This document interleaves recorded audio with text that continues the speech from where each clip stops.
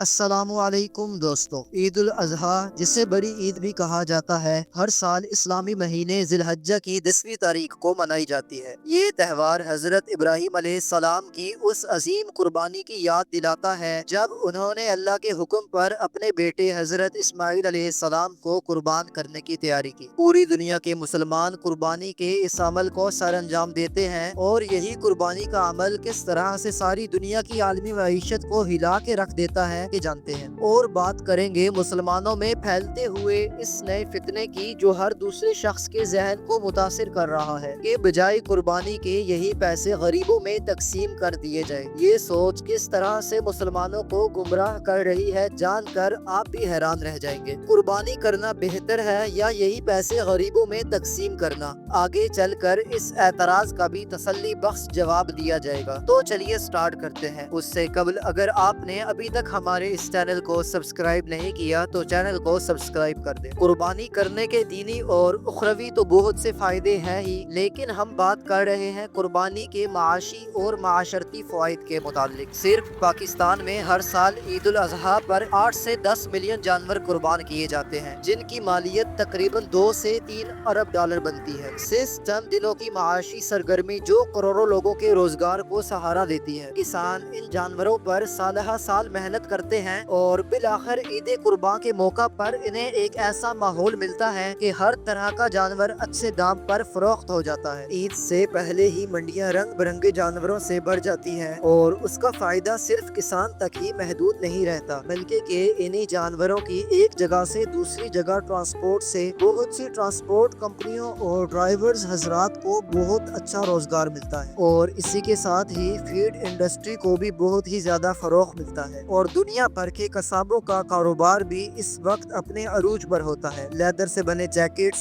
جوتے اور باقی چیزوں کا 30% کا را مٹیریل انہی قربانی کی کھالوں سے ہی حاصل کیا جاتا ہے۔ پاکستان عید قربان کے موقع پر لاکھوں کھالوں کو ایکسپورٹ کرتا ہے، اور یہی ایکسپورٹ انٹرنیشنل برانڈز کو را مٹیریل فراہم کرتی ہے۔ اس کے علاوہ جانوروں کی ہڈیوں سے جیلاٹن بنتا ہے جو کھانوں، دوائیوں اور کاسمیٹکس میں استعمال ہوتا ہے۔ قربانی کے اس عمل سے پاکستان میں ہر سال لاکھوں غریب خاندان جو گوشت خریدنے کی استطاعت نہیں رکھتے، انہیں مفت گوشت ملتا ہے جو غذائی تحفظ کو بہتر بناتا ہے۔ یہ عمل معاشرے میں محبت اور یکجہتی کو فروغ دیتا ہے۔ ایک جانور کی قربانی سے کئی گھروں میں عید کی خوشیاں پھیلتی ہیں۔ اب چلتے ہیں ویڈیو کے دوسرے پہلو کی جانب۔ آج کل ہر دوسرا آدمی آپ کو یہ اعتراض کرتا ہوا دکھائی دے گا کہ قربانی کی جگہ اگر وہی رقم کسی دوسرے غریب پر خرچ کی جائے تو وہ پورے سال کے خرچ سے بچ سکتا ہے۔ یعنی قربانی کے بجائے انہی پیسوں سے کسی غریب کی مدد کرنا، کسی جگہ پانی کے ٹھنڈے کولر کا بندوبست کرنا، یا کسی اچھے نیک کام میں اسی پیسے کو شامل کر دینا قربانی کرنے سے زیادہ بہتر ہے۔ بظاہر یہ بات عقلی طور پر بھی زیادہ فائدہ مند دکھائی دیتی ہے، لیکن اس کی وجہ ہمارے پاس پراپر نالج کا نہ ہونا ہے۔ ہمیں سب سے پہلے عبادت اور مالی خدمت کو سمجھنا ہوگا۔ یہ اعتراض کرنے والے قربانی کو صرف پیسہ خرچ کرنے کا ذریعہ سمجھتے ہیں، لیکن حقیقتاً ایسا نہیں ہے۔ قربانی کرنا ایک عبادت ہے۔ قرآن کریم کے اندر سورۃ الکوثر میں اللہ تعالیٰ فرماتا ہے، اپنے رب کے لیے نماز پڑھو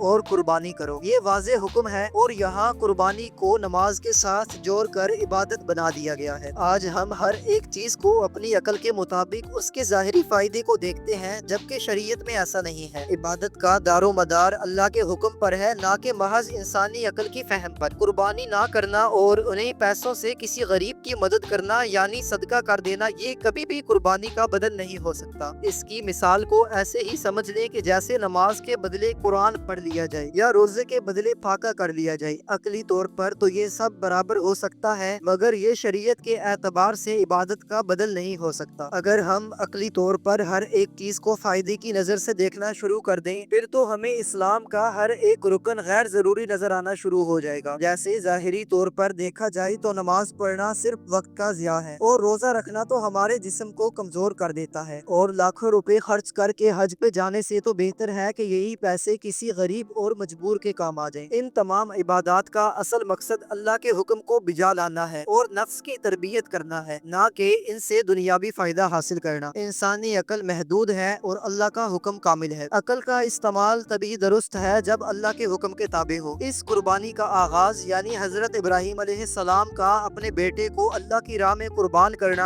हजरत इब्राहिम अलैहिस्सलाम ने इस अमल को अपने किसी अकली फायदे से नहीं तोला, बल्कि कि अल्लाह ताला की रजा को सब पे मुकद्दम रखा। इसी तरह से हमें भी अल्लाह ताला के अहकाम को सब पे मुकद्दम रखना चाहिए, ना कि इन अहकामात को अपनी अकल के मुताबिक सोचना शुरू कर दें। इस्लाम इबादत को महज दुनियावी फायदे से नहीं तोलता, बल्कि अल्लाह की रजा, अताअत और बंदगी ही इसका असल मायार है। नबी करीम सल्लल्लाहु अलैहि वसल्लम ने फरमाया, जो वसअत रखता है और कुर्बानी नहीं करता वो हमारी ईदगाह के करीब ना आए। अगर कोई शख्स कुर्बानी के दिनों में कुर्बानी नहीं करता और वही पैसे सदका कर देता है तो इसकी कुर्बानी अदा नहीं होगी। ये बिल्कुल ऐसा ही है जैसे कोई नमाज के बदले कुरान पढ़ना कर दे। कुरान पढ़ना इबादत तो है लेकिन नमाज का बदल नहीं। इसी तरह से सदका करना सवाब तो है लेकिन कुर्बानी का बदल नहीं, बल्कि कि ये एक इबादत का इनकार है और शरीयत में तब्दीली की कोशिश है। चारों आइम्मा का इसी पर इजमा है कि अगर कोई आदमी कुर्बानी की रकम सदका कर दे तो ना तो इसकी कुर्बानी अदा होगी और उल्टा उसको कुर्बानी के तर्क करने का गुनाह भी होगा। जो कोई शख्स आपके सामने ये एतराज करे कि कुर्बानी के बजाय वही पैसे सदका कर देना कुर्बानी करने से ज्यादा बेहतर है, तो आप इससे पूछिए कि इसने पिछले पूरा साल में कितना सदका किया। सालहा साल हर एक मौका पर बेफजूल पैसों का ज़िया किया जाता है, सिर्फ और सिर्फ अपनी अना की तस्कीन के लिए और अपनी बड़ाई के लिए। इस वक्त किसी के भी जहन में ये ख्याल नहीं आता कि ये पैसे किसी गरीब को सदका कर दिए जाएं। जब दीन इस्लाम के किसी रुकन की बात आए तो सभी इसी बहस में पड़ जाते हैं। हमें लोगों की इन बातों में नहीं आना चाहिए। कुर्बानी के मौका पर कुर्बानी की जाए और बाकी हर माह हर दिन अपनी हैसियत के मुताबिक सदका करना चाहिए। अल्लाह ताला हम सबको समझ की तौफीक दे और सीधे रास्ते पर चलाए। तो दोस्तों, हमारी आज की ये वीडियो यहीं तक ही थी। मजीद ऐसी इंटरेस्टिंग वीडियोस के लिए हमारे इस चैनल को सब्सक्राइब कर दें।